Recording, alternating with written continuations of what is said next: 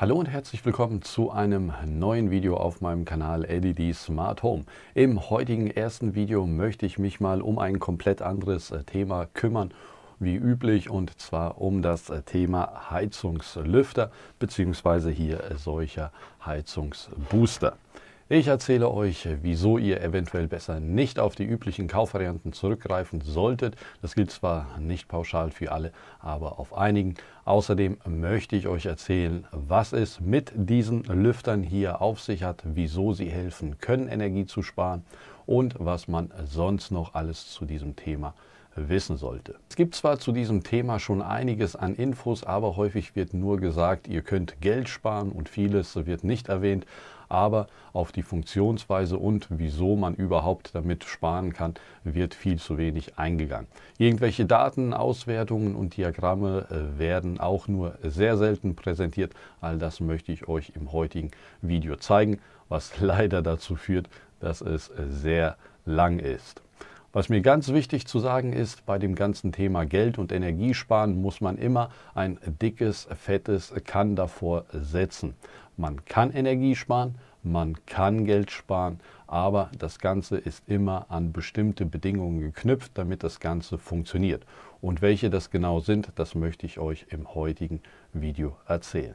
Also, falls euch das Ganze interessiert, dann bleibt dran. Nach einem kurzen Intro geht's los und denkt dran, falls euch das Video gefallen oder geholfen haben sollte, würde ich mich über einen Daumen hoch und ein Abo sehr freuen. Und nicht vergessen, die kleine Glocke zu aktivieren, damit ihr benachrichtigt werdet, sobald der zweite und dritte Teil online ist. In diesem Sinne, viel Spaß mit dem Video. Bis gleich.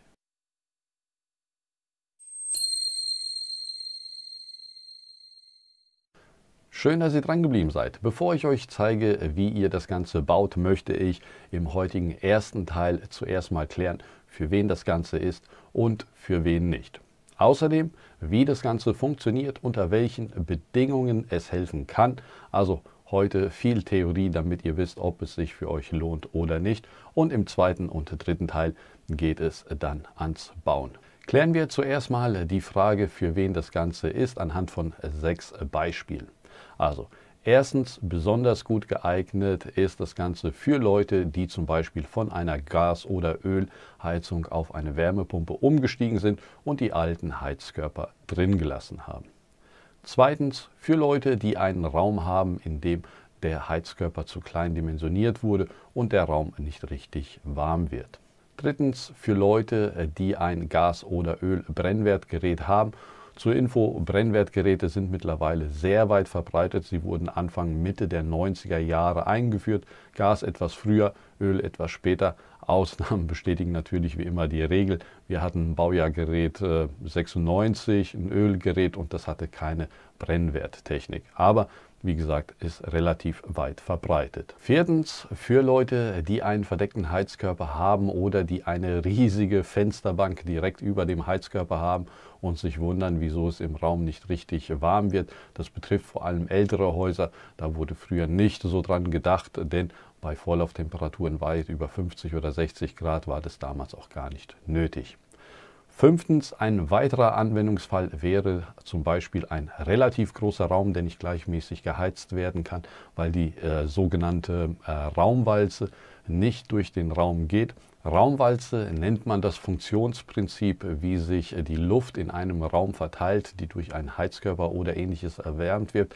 Ich blende euch auch mal ein Bild ein, da sieht man, die warme Luft steigt nach oben, kühlt an der Decke wieder ab, sinkt im besten Fall auf der anderen Seite komplett hinten wieder ab und dann beginnt der Kreislauf wieder von vorne.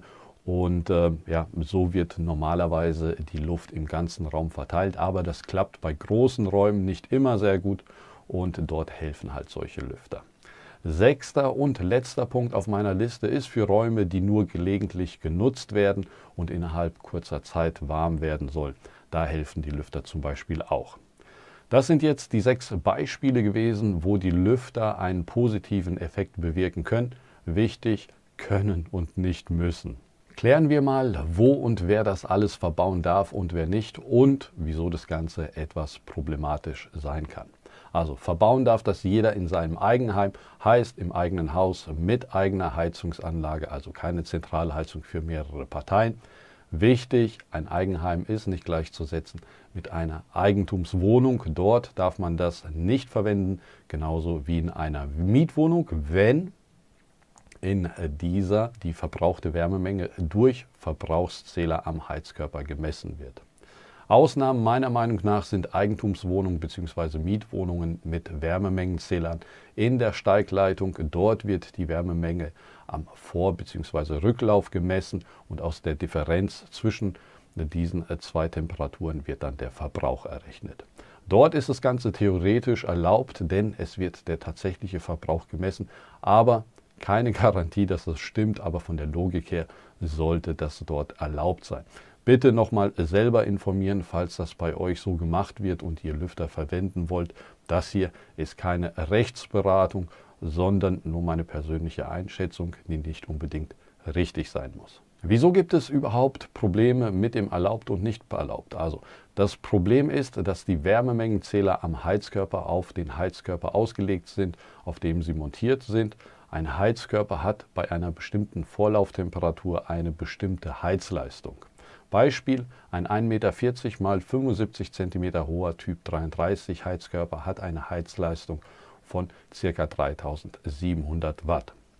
Wenn ihr jetzt Lüfter an den Heizkörper montiert, dann macht ihr aus dem 3700 Watt Heizkörper einen 4800 Watt Heizkörper oder im besten Fall einen 5500 Watt Heizkörper und der Wärmemengenzähler, der merkt halt nichts davon. Als Anhaltspunkt für diese Leistungssteigerung habe ich die Werte aus der Studie der TH Köln genommen, die eine Leistungssteigerung von 33 bis 50% berechnet haben. Aber Vorsicht, das sind Werte, die unter, ich sag mal, Laborbedingungen gemessen wurden. Aber zu ähnlichen Ergebnissen ist auch das Patentwerk Essen gekommen. Und ja, beide Studien, die verlinke ich euch zum Nachlesen in der Videobeschreibung. Also schaut da mal nach, falls euch das Ganze interessiert. Aber zurück zu dem Problem mit dem erlaubt und nicht erlaubt. Das Problem ist also, ihr entnehmt dem Heizkörper mehr Energie, als verrechnet wird. Und das ist, wie sich jeder denken kann, nicht erlaubt. Denn die Energie, die ihr ungezählt entnommen habt und natürlich auch die entstehenden Kosten, werden auf alle Parteien umgelegt und ihr bezahlt dann halt nur noch einen Bruchteil davon und das ist natürlich nicht erlaubt. Wenn ihr euch jetzt sagt, bei mir in der Wohnung ist ein Heizkörper ohne Wärmemengenzähler, da kann ich die Lüfter ja dort verbauen. Leider nein, denn auch hier bezahlt ihr ja einen pauschalen Betrag für eine bestimmte Heizkörperleistung und auch hier gewinnt ihr mehr Energie aus dem Heizkörper, wie pauschal berechnet wurde und das wäre theoretisch dann halt auch nicht erlaubt. Aber genug über erlaubt und nicht erlaubt, das hier soll wie gesagt keine Rechtsbelehrung sein. Im Zweifelsfall Google nochmal befragen oder jemanden, der sich damit wirklich auskennt. Kommen wir zu dem Thema Geld und Energiesparen und wieso man damit überhaupt Geld bzw. Energie sparen kann. Wichtig, kann, nicht muss. Generell für alle Beispiele gilt immer, man kann nur Energie bzw. Geld sparen, wenn man die Vorlauftemperatur senkt. Wenn ihr nur die Lüfter verbaut und die Vorlauftemperatur nicht absenkt, dann werdet ihr gar nichts sparen, außer ihr betreibt das Ganze, wie vorhin erwähnt, dort wo es halt nicht erlaubt ist, in einer Mietswohnung oder ähnliches. Denn euer Haus braucht mit oder ohne Lüfter immer dieselbe Wärmemenge, um eine bestimmte Temperatur zu erreichen oder zu halten. Das ist der sogenannte Wärmeerhaltungssatz. Durch die Lüfter könnt ihr keine Wärme erzeugen. Das ist wichtig, das muss man verstehen und beachten. Nur Lüfter ohne Vorlauftemperaturabsenkung bringt gleich 0% Ersparnis. Wie kann man also Energie sparen und wieso? Also den Brennwerteffekt, den habe ich ja vorhin schon erwähnt. Dieser Effekt wird meist mit einem Energieeinsparpotenzial von bis zu 30% eingegeben. Der Brennwerteffekt, der hängt halt stark von der Rücklauftemperatur ab. Und umso niedriger die ist, umso besser ist es. Die angegebenen 30% erreicht man eigentlich nur mit einer Fußbodenheizung, weil nur dort die Rücklauftemperatur so niedrig ist, dass man das Maximale halt aus diesem Effekt rausholen kann. Mithilfe der Lüfter könnt ihr die Vorlauftemperatur im Normalfall zwischen 5 und 10 Kelvin senken, was natürlich automatisch den Rücklauf senkt und dadurch ist der Brennwerteffekt stärker und ihr könnt dadurch Geld und Energie sparen, da der Brennwerteffekt halt besser ausgenutzt werden kann. Die fehlende Heizkörperleistung bzw. die niedrigere Vorlauftemperatur wird durch die Lüfter ausgeglichen, da die Lüfter mehr Energie aus dem Heizkörper rausholen, als es ohne Lüfter halt möglich wäre. Wichtig, wenn ihr Änderungen an der Vorlauftemperatur vornehmt, dann bitte nicht direkt mit 5 oder 10 Kelvin anfangen, sondern am besten in 2 Kelvin Schritten vorgehen, also jeden Tag mal 2 Kelvin runterdrehen und schauen, ob es im Haus immer noch überall warm wird oder ob es irgendwo Probleme gibt. Spätestens dann solltet ihr die Vorlauftemperatur nicht weiter absenken. Wichtig, notiert euch jeden Parameter, den ihr ändert, damit ihr immer wieder zurück auf die ursprünglichen Werte zurück könnt, falls mal irgendetwas nicht passen sollte. Ein weiterer netter Nebeneffekt, der durch das Absenken der Vorlauftemperatur auftritt, ist, dass man weniger Energie durch die Zirkulation verliert. Ich blende euch hier mal ein Diagramm ein, beziehungsweise einen kleinen Test, den ich gemacht habe. Jeder kennt den Effekt aus dem täglichen Leben. 90 Grad heißes Wasser aus dem Wasserkocher kühlt schneller ab wie 50 Grad warmes Wasser. Hier mal, wie gesagt, ein kleines Experiment, was das Ganze ganz gut verdeutlicht. Ich habe Wasser auf eine Temperatur von 90 Grad erhitzt und gemessen, wie schnell und wie viel und um wie viel Grad sich das Wasser je 10 Minuten abkühlt. In den ersten 10 Minuten sieht man hier, dass das Wasser 23 Grad von 90 auf 67 Grad verloren hat und es dann halt immer weniger wird in dem gleichen Zeitraum. Das bedeutet also, wenn das Wasser anstatt mit 60 Grad nur noch mit 45 Grad durch das System zirkuliert, geht weniger Energie unkontrolliert verloren. Natürlich geht die Energie nicht irgendwo verloren, aber sie wird meistens dort abgegeben, wo man sie nicht haben will, und das ist halt nicht Sinn der Sache. Ich habe das Ganze mal unter Realbedingungen nochmal getestet. Bei diesem Beispiel ist wichtig zu sagen, es handelt sich hier um ein Einrohrheizsystem mit sehr hohem Volumenstrom. Im normalen Zweirohrheizsystem wird das Delta-T deutlich größer ausfallen, vermutlich irgendwo zwischen 10 und 20 Kelvin. Aber hier nochmal zu meinem Beispiel. Um 1 Uhr nachts habe ich die Vorlauftemperatur erhöht, um zu beobachten, wie sich das Ganze auf das Delta-T auswirkt. Delta-T ist der Temperaturunterschied zwischen Vor- und Rücklauf und wird meistens in Kelvin angegeben. Dabei ist 1 Grad Kelvin gleich 1 Grad Celsius.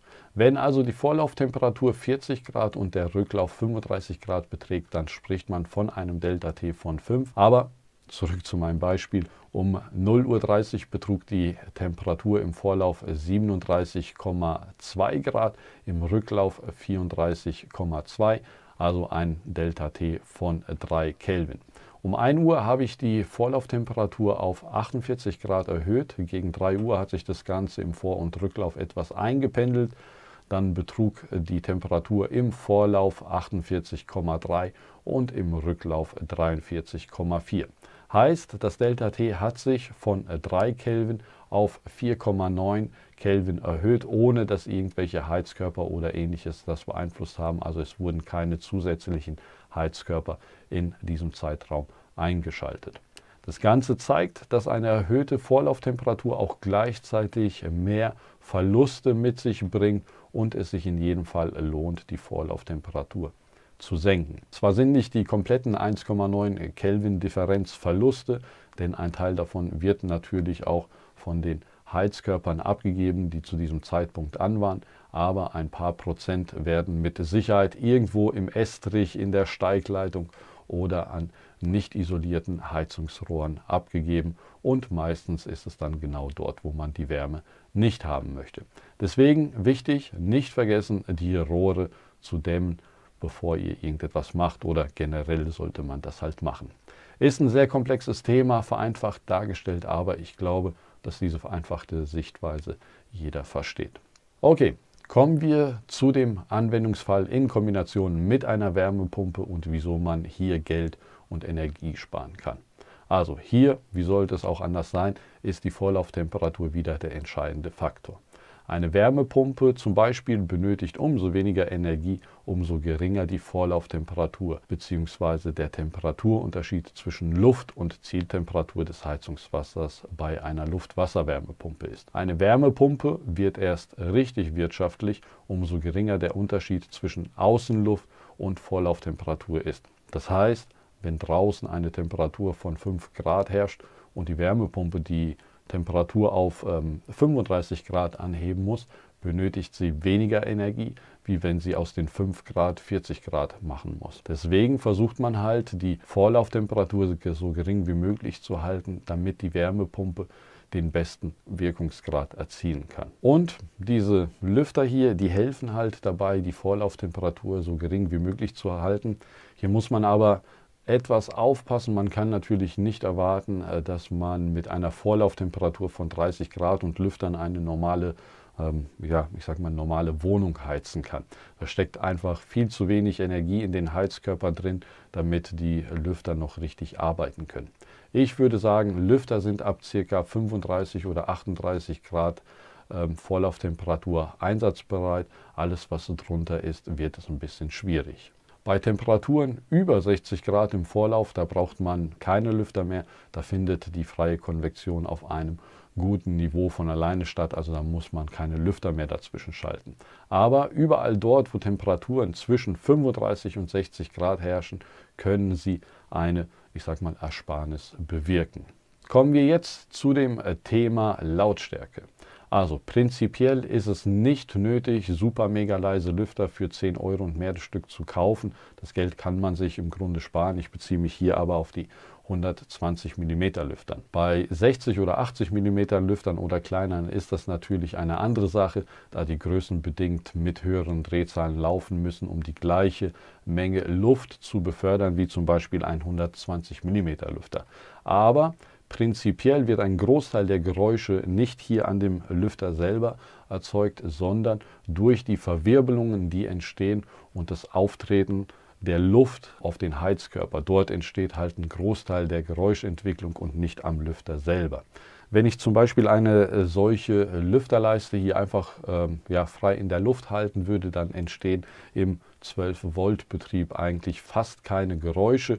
Packe ich das Ding aber unter den Heizkörper, wo die ganzen Verwirbelungen entstehen, da entstehen dann deutliche Geräusche, die man sehr deutlich hört. Aber den Geräuschpegel kriegt man eigentlich ganz gut in den Griff, indem man halt die Spannung absenkt, denn solche 12 Volt Lüfter müssen natürlich nicht mit 12 Volt angesteuert werden, sondern man muss die Spannung für seine Gegebenheiten halt anpassen.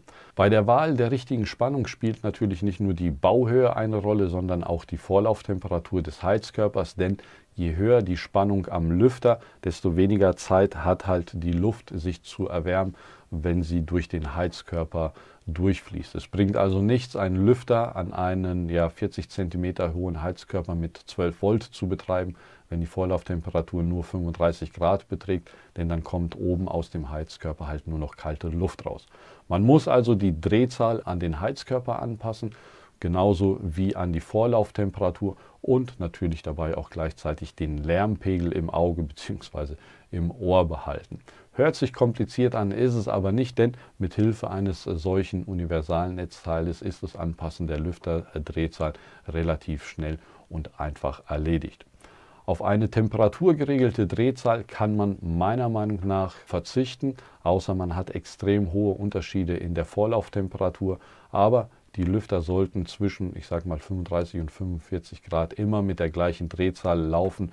Wenn die Vorlauftemperatur mal über 50 Grad steigen sollte, weil draußen irgendwie minus 15 Grad sind, dann kann man sich nochmal Gedanken machen, ob das Umschalten von 7,5 auf 9 Volt oder 12 Volt kurzzeitig Sinn macht. Aber meistens ist es halt, wie gesagt, nicht notwendig. Aber falls ihr das irgendwie doch machen wollt, das ist mit relativ wenig Aufwand möglich. Falls das Ganze irgendwie von Interesse ist, kann ich ja nochmal einen 4. Teil zu dem Thema machen.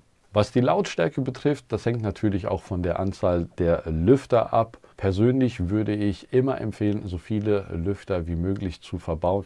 Natürlich steigt durch die Anzahl der Lüfter auch die Geräuschentwicklung, aber man kann die Lüfter auch dann mit einer niedrigeren Drehzahl laufen lassen und holt halt, wie gesagt, dann das Maximum aus dem Heizkörper raus, wenn man so viele wie möglich verbaut.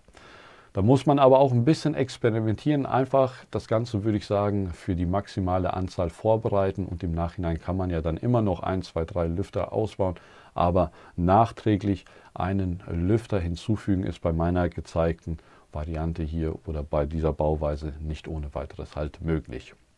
Was man auch noch bedenken muss, man kann keinen 1,50 Meter hohen Heizkörper mit Lüftern betreiben, die mit 5 Volt laufen und mit einer niedrigen Vorlauftemperatur. Wenn man extrem hohe Heizkörper hat, dann benötigt man auch eine gewisse Drehzahl, um die Luft von unten nach oben zu pusten, wenn die Vorlauftemperatur sehr gering ist. Bei Recherchen ist mir nämlich ein Kommentar aufgefallen, da hat jemand bemängelt, dass bei seinen gekauften Lüftern die Lüfterdrehzahl nicht ausgereicht hat, um die Luft durch den Heizkörper zu pusten. Auf einem beigefügten Bild war dann 1,50 Meter hoher Heizkörper Typ 22 oder 33 zu sehen.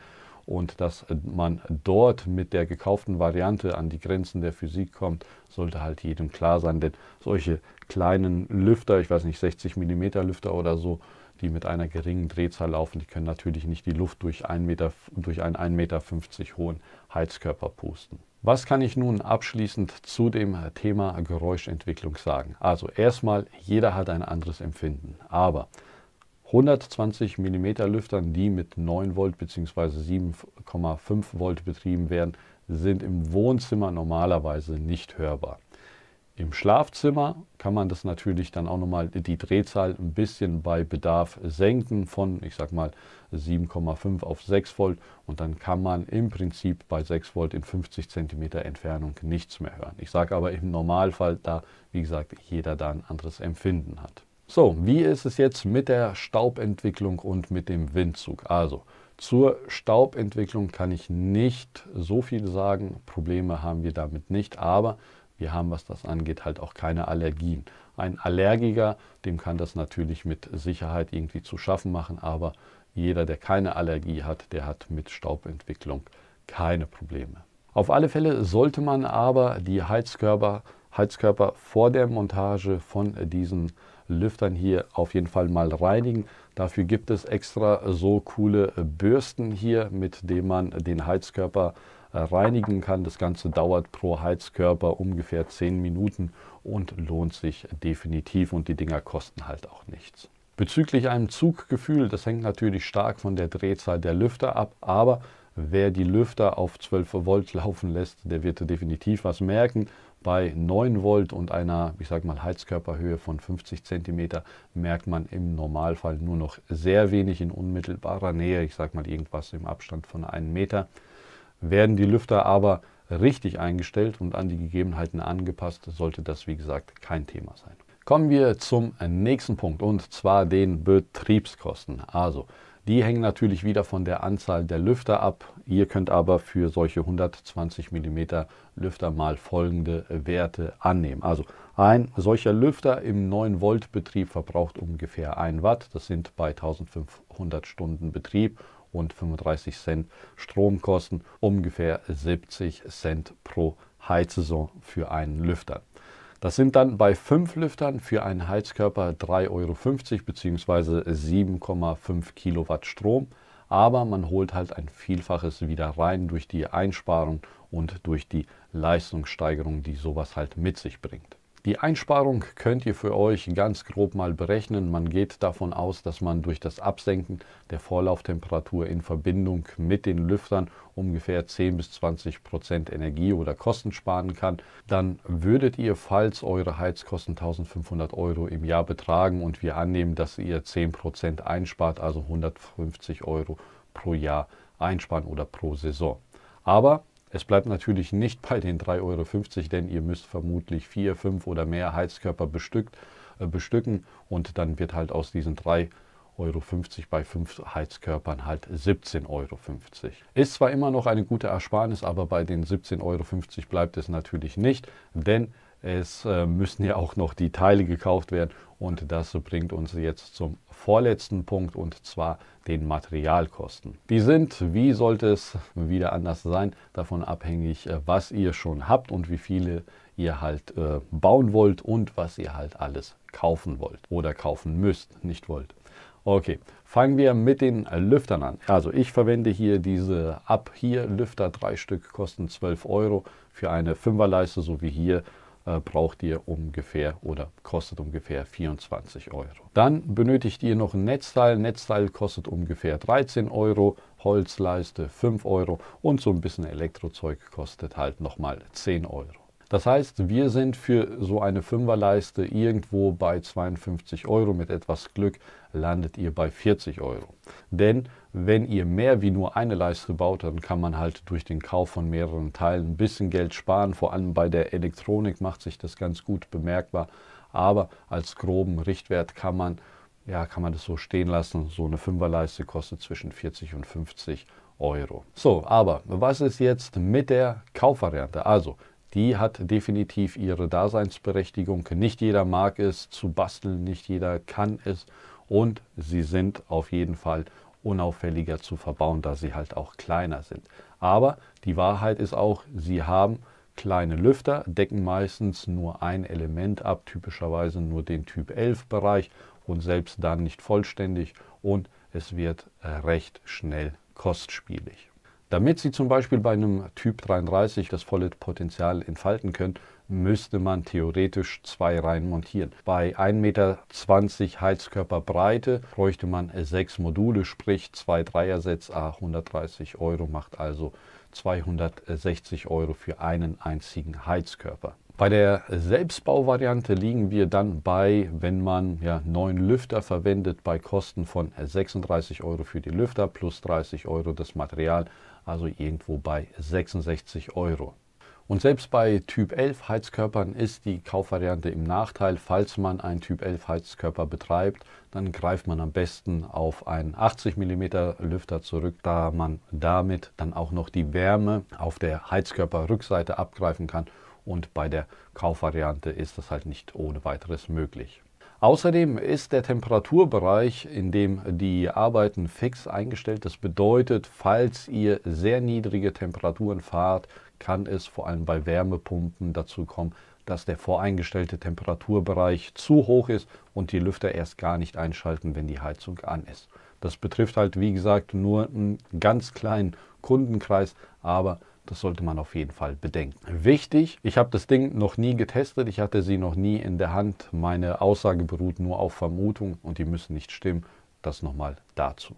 Kommen wir zu meinem Fazit. Lohnt sich das? Also ja, definitiv. Das lohnt sich, ob Kauf- oder selbstgebaute Variante. Beide lohnen sich. Die Kaufvariante ist halt etwas kostspieliger, aber beide haben sich vermutlich nach wenigen Heizperioden amortisiert. Bei der Selbstbauvariante vermutlich nach, ich sage mal, 1 oder 2 Heizperioden, bei der Kaufvariante ein bisschen länger. Was aber wichtig ist, ist das Absenken der Vorlauftemperatur. Nur durch das Absenken der Vorlauftemperatur kann man überhaupt Energie und Geld sparen. Das Ganze ist so bei meinen Eltern verbaut. Die haben ein Zimmer vergrößert und die konnten oder wollten keinen Heizkörper einbauen lassen, da so ein Teil irgendwas um die 1000 Euro und mehr kostet. Also hatte ich ihnen vorgeschlagen, dass wir das Ganze mit solchen Lüftern hier lösen. Ergebnis, meine Eltern sind damit zufrieden. Heizkörper konnte so bleiben und der Raum wird trotz des zu kleinen Heizkörpers warm. Also für meine Eltern perfekt. Die haben über 1000 Euro gespart bei 50 Euro, was das Ganze gekostet hat und die 3,50 Euro pro Jahr, was der Stromverbrauch für die Dinger ist. Ja, das kann man auch vernachlässigen. Wobei diese 1500 Stunden pro Jahr, ja, das sind 60 Tage im 24-Stunden-Betrieb und so lange laufen die halt nicht. Okay, dann würde ich sagen, kommen wir jetzt mal zu meiner Auswertung, die ich gemacht habe, was ich euch vorhin erwähnt hatte. Also zuerst mal ein paar Infos zu den Rahmenbedingungen oder Randbedingungen. Wichtig, das Thermostat hier in diesem Beispiel ist immer fix auf 21 Grad eingestellt. Die Vorlauftemperatur ist fix bei 40 Grad. Und die Außentemperatur beträgt in diesen ganzen Beispielen immer ungefähr 0 Grad. Was auch noch wichtig ist, es gab keine Sonneneinstrahlung. Das heißt, die ganzen Tage, wo ich das Ganze hier aufgezeichnet habe, war permanent bewölkt. Das heißt, die Sonne hat hier auch keine Rolle gespielt. Und die Raumtemperatur wurde in circa 3 Meter Entfernung vom Heizkörper gemessen, in, ich weiß nicht, 1,50 Meter ungefähr. Bei dem Heizkörper selbst handelt es sich um einen 1,50 Meter langen Heizkörper, der 35 cm hoch ist, also ein Typ 33 Heizkörper, relativ klein. Und was man hier halt ganz schön sieht, um 8 Uhr wurden die Lüfter ausgeschaltet. Man sieht, nachdem die Lüfter aus sind, fällt die Temperatur im Raum von 20,3 Grad auf 19,4 Grad innerhalb von einer knappen Stunde. Um 12:30 Uhr wurden die Lüfter wieder eingeschaltet und die Temperatur steigt wieder auf 20,4 Grad. Einen Tag vorher, da hatte ich das Ganze auch nochmal gemacht, auch hier wieder Thermostat fix auf 21 Grad gestellt, Vorlauftemperatur beträgt ca. 41 Grad, Außentemperatur 0 Grad und auch hier wieder keine Sonneneinstrahlung. Um 6:40 Uhr wurden die Lüfter ausgeschaltet. Man sieht, nachdem die Lüfter aus sind, fällt die Temperatur im Raum von 20,6 auf 19,7 Grad. Und um 11:20 Uhr wird der Lüfter wieder eingeschaltet und die Temperatur steigt wieder auf 20,6 Grad. Um 15:45 Uhr Lüfter wieder ausgeschaltet, man sieht wieder, die Temperatur sinkt. Um 18:30 Uhr wurden die Lüfter wieder eingeschaltet und man sieht auch hier wieder, die Temperatur steigt im Raum. Was man auch schön sieht, ist, die Rücklauftemperatur wird durch die Lüfter um ca. 1 Kelvin am Heizkörper abgesenkt. Achtung, wie gesagt, das ist hier eine Einrohrheizung mit sehr viel Volumendurchfluss. Bei einer normalen Zweirohrheizung würde man vermutlich die Rücklauftemperatur um 3 bis 5 Kelvin senken, aber bei dieser Einrohrheizung mit diesem extrem hohen Volumenstrom ist halt nicht mehr drin wie 1 Kelvin. Es sieht zwar nicht nach viel aus, aber der Effekt ist deutlich spürbar. Der Heizkörper schafft es, die Temperatur zu halten, sobald die Lüfter an sind. Meine Eltern für ihren Teil sind damit sehr zufrieden. Die Stromkosten für die Lüfter sind minimal. Die Materialkosten haben sich vermutlich innerhalb kürzester Zeit amortisiert. Und falls nicht, es dreht sich nicht immer alles ums Geld, aber der Effekt ist halt, wie gesagt, deutlich spürbar. Und bei einem Heizkörper, der etwas höher ist, sollte das im Normalfall deutlich besser messbar sein, denn dann hat die Luft mehr Zeit, sich zu erwärmen und der Effekt ist vermutlich dort noch stärker wie für diesen Beispielsheizkörper mit 35 cm Höhe. Wichtig, ihr könnt euch die Grafik, die ich euch hier gerade eingeblendet habe, in Ruhe am PC anschauen. Ich verlinke euch das Ganze in der Videobeschreibung und ihr könnt sie euch, wie gesagt, nochmal in Ruhe analysieren. Okay, das soll es von mir an dieser Stelle gewesen sein. Falls euch interessiert, wie ich das Ganze umgesetzt habe, dann nicht vergessen, ein Abo dazulassen. Den Bau zeige ich, wie gesagt, im zweiten und im dritten Teil. Ansonsten würde mich mal interessieren, habt ihr schon Erfahrungen damit? Wie läuft es bei euch? Konntet ihr irgendwelche finanziellen Einsparungen sehen oder machen? Schreibt mir das mal in die Kommentare, würde mich, wie gesagt, sehr interessieren. Ansonsten bis zum nächsten Mal und ich hoffe, die Infos aus diesem Video haben euch weitergeholfen. Über einen Daumen hoch und ein Abo würde ich mich, wie gesagt, sehr freuen. Bis zum nächsten Mal. Macht's gut.